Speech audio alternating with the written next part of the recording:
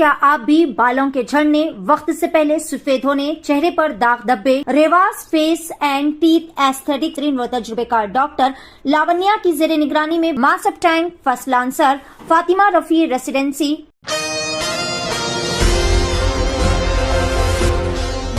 नाज़रीन अस्सलाम वालेकुम, आदाब। मैं Maryam Fatima Asian TV news की स्पीड न्यूज़ में आप सभी का इस्तकबाल करती हूँ। आइए देखते हैं 25 मार्च की स्पीड न्यूज़।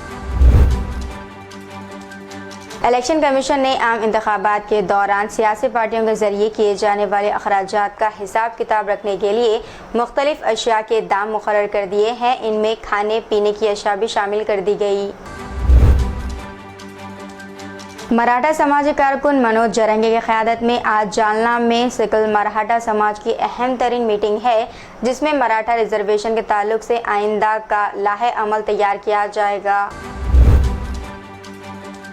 छत्रपति शिवाजी के घराने से तारुकने वाले बीजेपी के पार्लिमान अदीन राजे भोसले गुज़िश्ता 3 दिनों से दिल्ली में डेरा डाले हुए हैं, लेकिन मरकजी वज़ीर दाखिला अमित शाह ने इन्हें मुलाकात का वक्त ही नहीं दिया।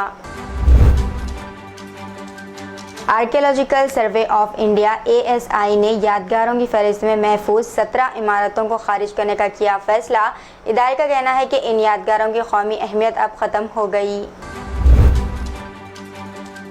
लोकसभा इलेक्शन के लिए बीजेपी की ताज़ा लिस्ट में मशहूर अदाकारा कंगना रनावत का नाम है शामिल, जिन्हें हिमाचल प्रदेश के पार्लिमानी हल्के मंडी से टिकट दिया गया है। पार्टी हाईकमान का यह फैसला तौक़े के खिलाफ नहीं है। खुद कंगना इलेक्शन लड़ने पर आमदगी जाहिर कर चुकी थी। इन्होंने कहा था कि अगर बीजेपी इन्हें टिकट देती है तो वो इंतखाबी मैदान में उतरना चाहेंगी। मिस्र के जामिया अल ज़हरा के इमाम शेख अहमद अल तैयब ने कहा है कि गज़ा जंग में आलमी बरादरी का रद्द अमल मायूस कुन है, जबकि अवाम की हिमायत काबिल तहसीन है। एंटोनियो गुतेरेस ने कहा कि गज़ा के लिए इनकी आवाज़ को कभी कोई खामोश नहीं कर सकेगा।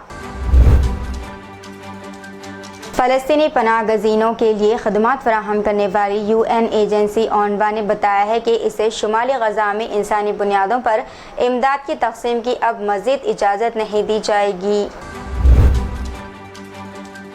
यमन में हुकूमत नवाज फोर्सेस और हौसियों के दरमियान झड़पों में 9 अफराद की मौत हो गई है। यमन के शुमाल मशरक़ी सूबे मारब में यमनी हुकूमत नवाज फोर्सेस और हौसी बागियों के दरमियान शदीद झड़प में दोनों फरीकों के कुल 9 अफराद की मौत, जबकि एक फ़ौजी अफसर ने यह मालूमात ज़हनवा को दी।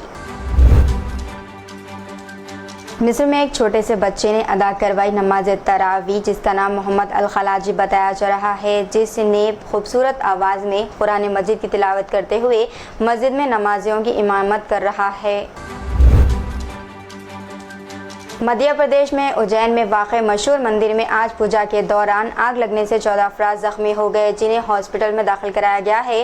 वाक़े की इत्तला मिलते ही वज़ीर आला डॉक्टर मोहन ने उज्जैन इंतज़ामिया से रब्ता किया और अहदेदारों को ज़रूरी हिदायत दिए।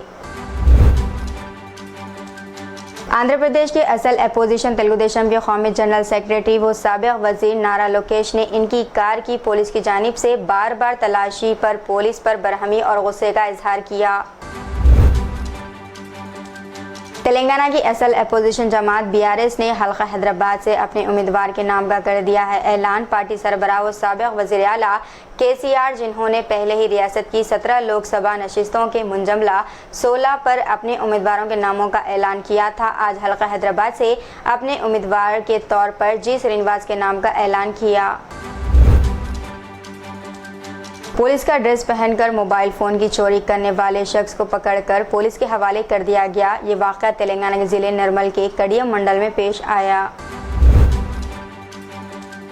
हालत नशे में बाज़ अफराद की जानिब से कचरे में लगाई गई आग के नतीजे में 5 दुकानें जलकर खाकिसर हो गई। ये वाक़या आंध्र प्रदेश के कर्नूल के नए बस स्टैंड पर पेश आया। मुकामी अफराद ने बताया कि शहर के नए बस स्टैंड के करीब एक शराब की दुकान में नौजवानों ने शराब पीकर कचरे को आग लगा दी, जिसके बाद ये वाक़या पेश आया। सिकंदराबाद के बोयनपल्ली पुलिस स्टेशन हुदूद में पेश आए खौफनाक सड़क हादसे में नौजवान लड़का और नौजवान लड़की की मौत वाक़ई हो गई। दोनों तेलुगु रियासतों तेलंगाना और आंध्र प्रदेश में शदीद गर्मी की लहर जारी। शुमाली मगरबी हवाओं के ज़ेर असर कई मुकामात पर दर्जे हरारत मामूल से 4 था 5 डिग्री ज़ायद दर्ज किया गया।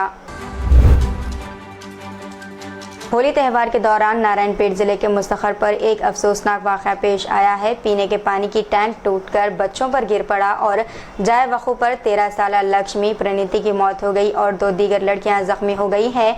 ये दोनों लड़कियों की शिनाख्त हरिप्रिया और निहारिका के तौर पर की गई।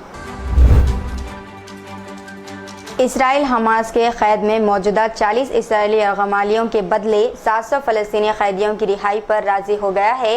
इसराइली ब्रॉडकास्टिंग कॉरपोरेशन के मुताबिक तिल अबैब ने कतर में होने वाले मज़ाकिरात के दौरान इस बात से इत्तेफाक किया।